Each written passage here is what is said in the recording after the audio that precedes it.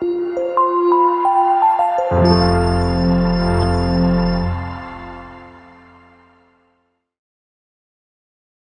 mais man gisuma ko qu'on dise la vérité man gisuma ko man daal xam naa ne ay samba alaar lañu ñi nga xamante ni fii lañ dëkk stade yi dëgg naa ay samba alaar lañu parce que ñoom ñi ñuy jàppale ñëpp mooy ay Pikine ay Géej waaye ay Caaroy te juddoo biir Grand Yoff yaroo biir Grand Yoff dañ comprendre man du ma daw peloton saa yi man su ma neexoon damay toog Europe parce que dem naa ba téye ko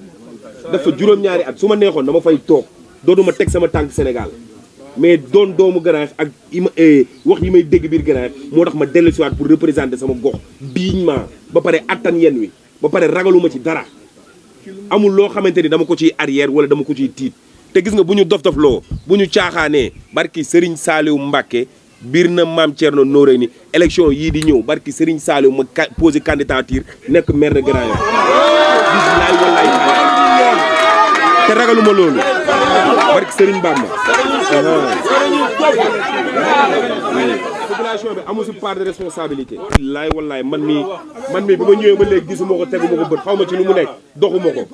te boo xoolee ñi fa nekk ñi nekk fii ñëpp gisuñu ko jàppale leen yaa ngi comprendre ñoom nag bu fekkente ni bëgg nañu Grand Yoff changé nañu gëstuwaat jeunesse bi parce que ñoom ñëpp seen wàll wéy na ñoom ñëpp seen passe seen wàll jeex na seen wàll nag bu jeexee nit nag doo ñëdd ndab sa wàll bu jeexee da ngay dem xajal ñeneen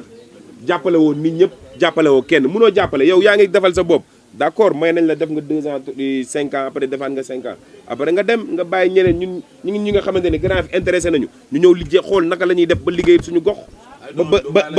ba ñeneen ñoo xamante ni buñ duggee biir Grand Yoff dinañu respecté sëñ bi Grand Yoff amul sàcc amul agressé amul bandi Grand Yoff amul dara Grand Yoff ay noble ay noble ay nante ñoo fi dëkk ay nit ñu bëgg seen bopp yee voilà ay Baye Fall dëgg tëgg ñoo fi nekk bu neexee yàlla dama koy def te dama koy def te ñoom ci seen bopp xam nañ ne waa jii nii bu yoroon ay milliards def ko biir Grand Yoff parce que ñun Grand Yoff image yu Grand Yoff dàq ci àddina moo nu gën a lu ne man Sénégal dara intéressé wu ma dara man Grand Yoff laay nooyee Grand Yoff laay topp zone 7B laay topp ma keneen te bu ma nekkoon maire Grand Yoff barki Serigne Saliou Mbacké état bi ñëw indil ma xaw ma subvention ma ne ko téyel sa xaalis yóbbu ko